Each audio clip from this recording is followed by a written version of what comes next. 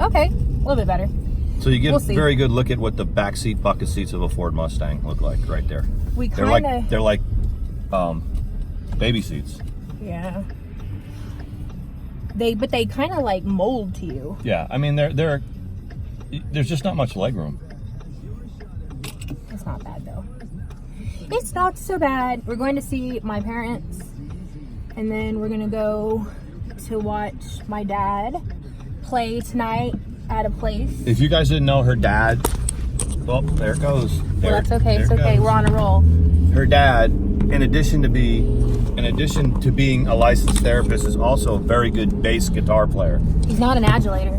He doesn't adulate that well, but there we go. I mean, that'll work. He is. Don't come for us in the comments. I know it's jacked up. Anyway, go ahead. Yeah.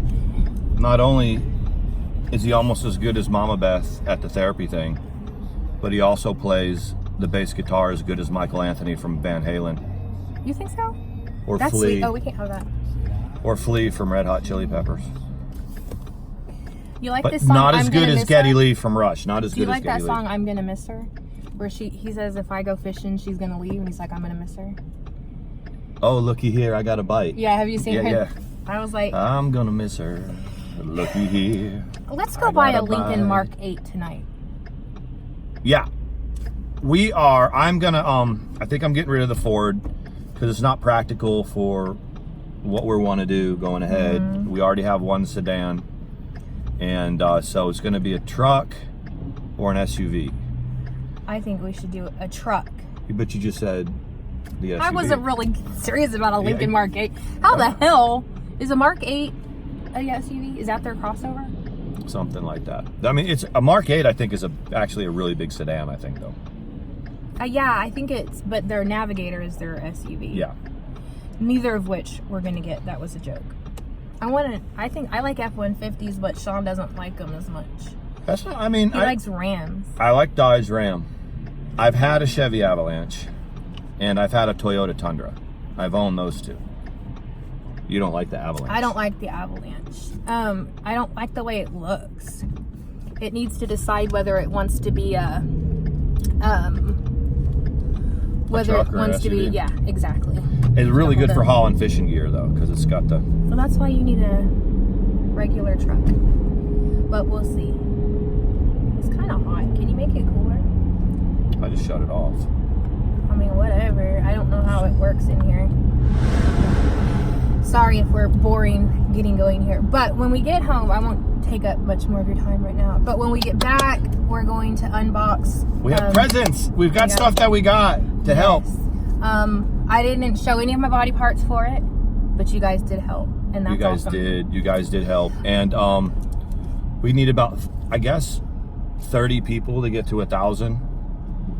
Yes. And then I think if we can't go live right now, we'll definitely be able to go live then, and we have all the stuff for it. We're gonna start putting a lot more time into the channel. I think we both enjoy it, and we get really good feedback, and even the criticism is okay. Having said that, now 1 million people will come in, and I like the criticism. I don't have a problem with it. I mean, I might get snarky back, but I'll put my name in. If everybody's super positive all the time, it develops an echo chamber that isn't really. Yeah, that's true too. That's true too. What do you think about us? We were gonna, since we both come from different areas, we're kind of OGs in our community, and our come up was very different platforms. And like, she had a lot of friends or people that she talked to that didn't like me, and vice versa. And so when we sit around and talk about platforms and stuff, like, we give like a review, not critical, not really dragging them, but like the porch, like the pirate ship, like ladies' night, like Miss Fucking Wonderful, anybody, we kind of give like a review of how we think they like to deliver their message, and why they're successful the way they are, and why they take the criticisms that they take. It's pretty cool when we talk about that. And I really like Spirit Finder, and I didn't realize her name. I like her. I'm sorry, I like watching her streams. I'm not saying I agree with what she says or I don't agree with what she says, because most of the time I'm just looking at how she presents it and that it's entertaining, and that's the bottom line. But I think that was a full manic episode that she delivered us today. Episode.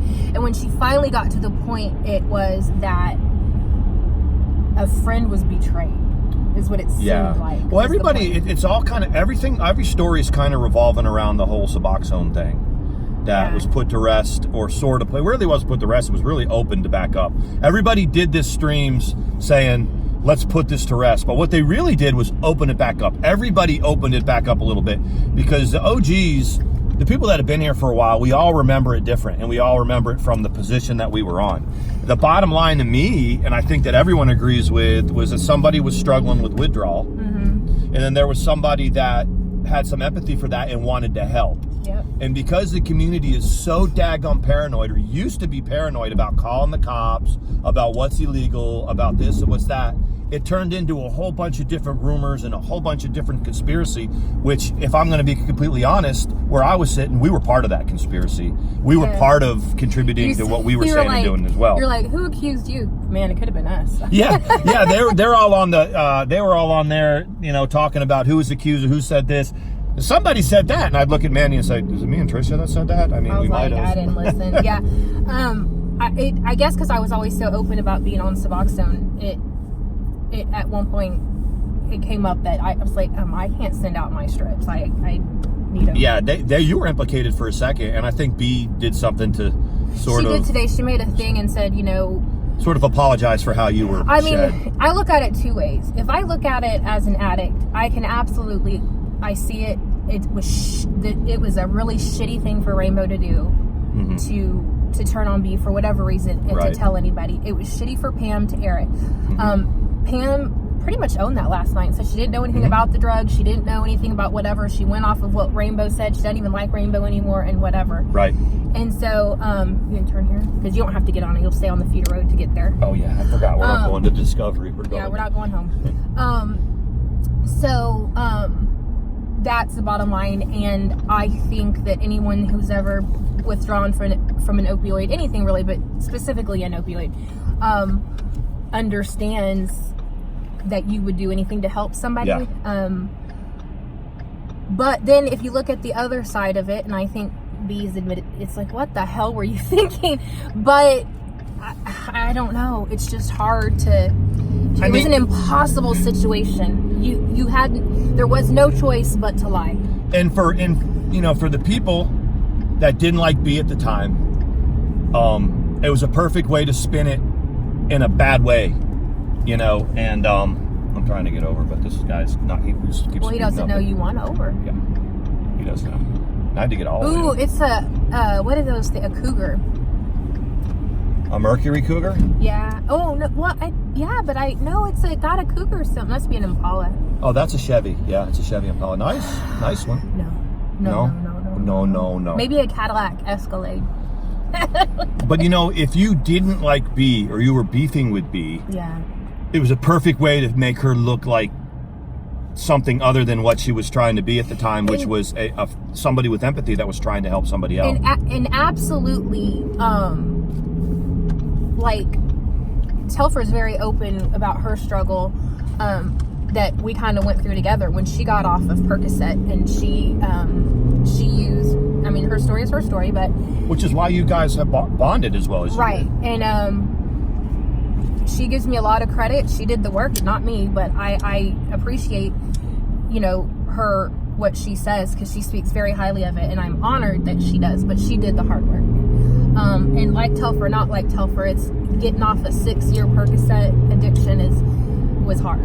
I don't know how y'all do it. I mean, I had the tramadol one, and to me, you guys are rock stars for living, for surviving it. And that's the bottom line. Like, at the end of the day, I mean, people die from this. Maybe you're like, I go here, right? No, babe, just stay on the feeder road all the way to no, you might have to get on the. No, I can go straight through it. I hope so. Yeah, you can. Okay, so anywho, Papa Zoo, that wasn't even gonna get into Suboxone Gate, but I hope it's done now.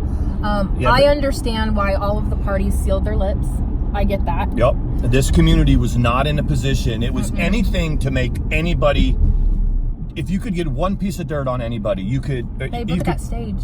You could take any piece of information or anything that somebody did, and you could vilify them for that. Yeah. And I think that's why everybody was so paranoid, just to say, look, if somebody had a problem, many of us that have had that problem with withdrawal get it. You had somebody else that like her or don't like her, had some empathy and wanted to help. Yeah. And you cannot, that's the bottom line. And that was the spirit of the whole event. No matter what, 100% of what happened.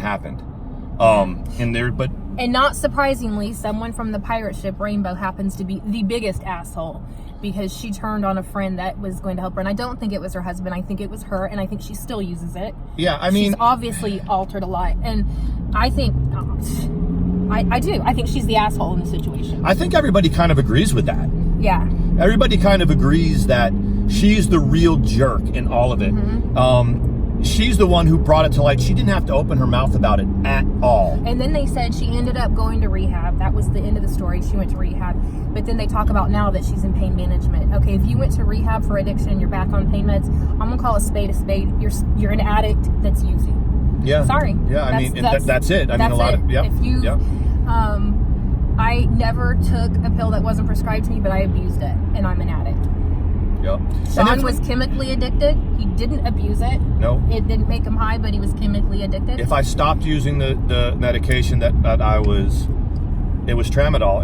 If I stopped using the tramadol, I got sick as hell. Oh. I had to take the drug to not get sick.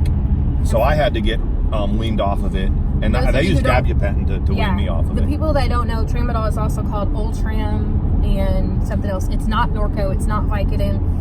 It's been described to me as a leave-on steroids. And when I was in rehab, I've told Sean this, the nastiest withdrawal I saw was tramadol. And the lady, nothing would help her. And the thing, when I hear, after knowing Mandy's story and her recovery, to have somebody that had to go through getting off opioids like that, to have them come to me and said, I've seen the tramadol withdrawal and it's horrific. That gives me a lot of confidence that, oh yeah, it was horrible. I thought it was horrible. And I was like, if I'm going through this, someone who's going through like, Norco or Oxy or heroin or something like that, I felt like really weak because of how I felt trying to get off the tramadol. It was misunderstood, I think. Like everything else, it's meant for short periods of time, not ongoing taking. And well, with tramadol, they say that was the long-term pain management as opposed to which goes to opioids. Show you the pharmaceutical companies put out whatever they want to put out, and with very little oversight. But I don't know. I'm not a big basher of big pharma because it's like whatever. I mean, yeah, it's whatever.